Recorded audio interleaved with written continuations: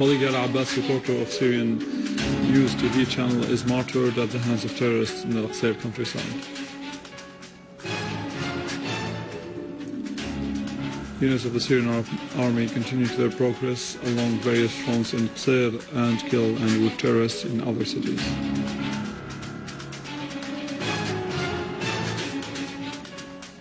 Lavrov and Kerry discussed in Paris today the preparations for the second international conference on Syria, and China welcomes this initiative.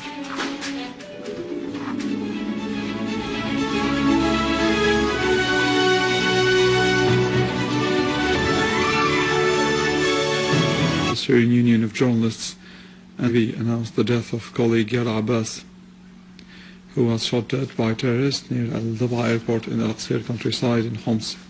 May her soul rest in peace, and may her relatives and family be granted patience.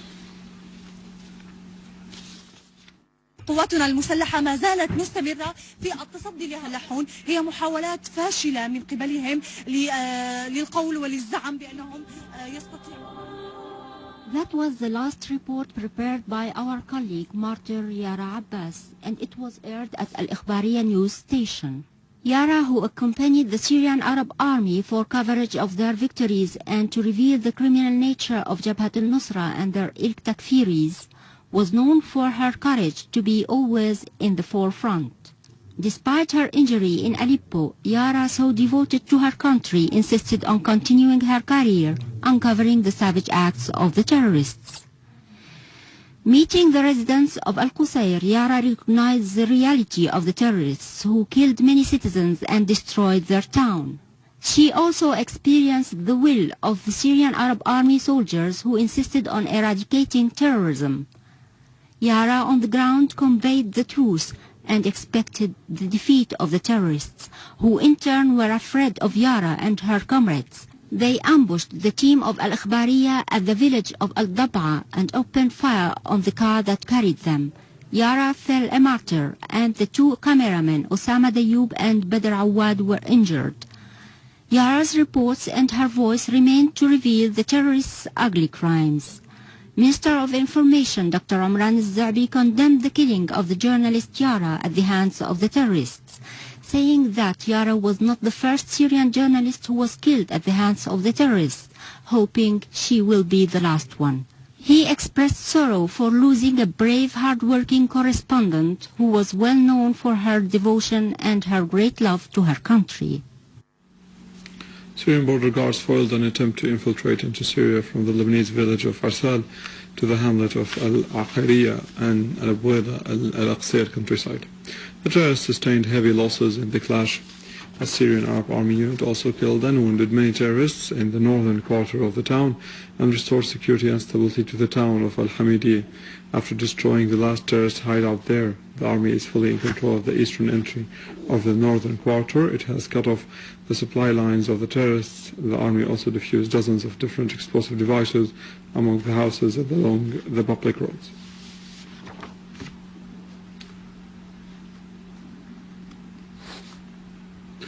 A Syrian Arab Army unit attacked terrorist groups in Khan al-Sheikh in Damascus countryside, killing and wounding large numbers of them. The army also continued to chase terrorist gangs in Al-Rihan, Adra, the farms of Al-Qasimiyah in eastern Ghouta in Damascus countryside. The army confiscated the weapons of the terrorists, including heavy machine guns. The dead terrorists included Muhammad al-Farran. Several terrorists of the so-called Al-Nusra Front were also killed in Adra, including Raif Tuma and Bassam al-Hussein. A Syrian Arab Army unit clashed with terrorists who tried to infiltrate into the village of Dahrat Abd Rabbo in the area of Al-Liramun in Aleppo, killing and wounding several of them and destroying their hideouts near the central jail and destroying their weapons. During the search of the village, hundreds of explosive devices were defused and different weapons were captured, including Israeli-made bombs and several vehicles carrying heavy machine guns. The restoration of security and stability to the village was very important because it cut off weapon supplies to the terrorists hiding in the area. Moreover, the army stormed several terrorist hideouts near Handarat camp along the highway between Aleppo and Idlib.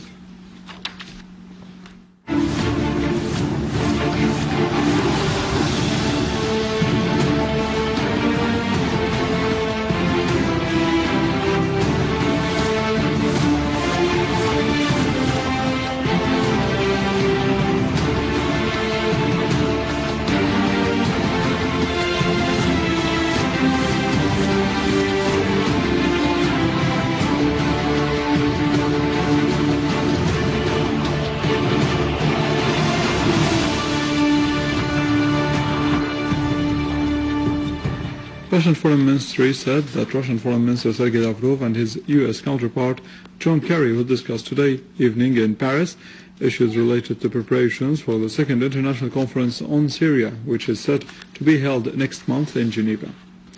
Russian sources said that today's meeting between Lavrov and Kerry is the sixth since the beginning of the year, pointing out that their previous meetings in Berlin, London, Brussels, Moscow and Kiruna also focused on the necessity of finding a political solution for the crisis in Syria.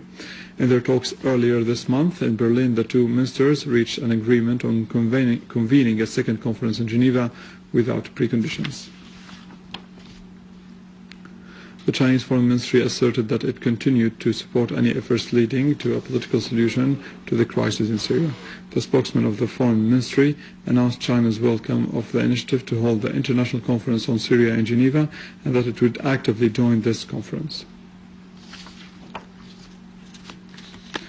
The official spokesperson of the Iranian Foreign Ministry, Mr. Abbas, asserted that the statement of the French Foreign Minister was aimed at covering up France's intervention in Syria's internal affairs. He asserted that such French statements were false and caused large human and material losses in Syria. He added that the responsibility of complicating the situation in Syria falls upon the states which support the terrorists with weapons to increase the scale of violence in Syria. He pointed out that Iran had always worked to stop violence and to implement reforms. The solution of the crisis in Syria should only come through Syrian national dialogue. Prime Minister Dr. Wael Halaqi asserted that the Syrian people have all chosen the way out of the crisis through implementation of the political solution. Nobody will ever decide the fate of these great people on their behalf. During the meeting of the Ministerial Committee, designed to carry out the political programs with members of the political office of the Syrian National Social Party, the Prime Minister surveyed the fruitful efforts of previous meetings with all the political parties and social activities to solve the crisis, asserting that living conditions and living nations overcome difficult situations through a stand of dignity based on unity and firm belief in the people and their ability to overcome such difficulties. The Committee of the Parties' Affairs continued its meetings with members of the political offices of the new parties.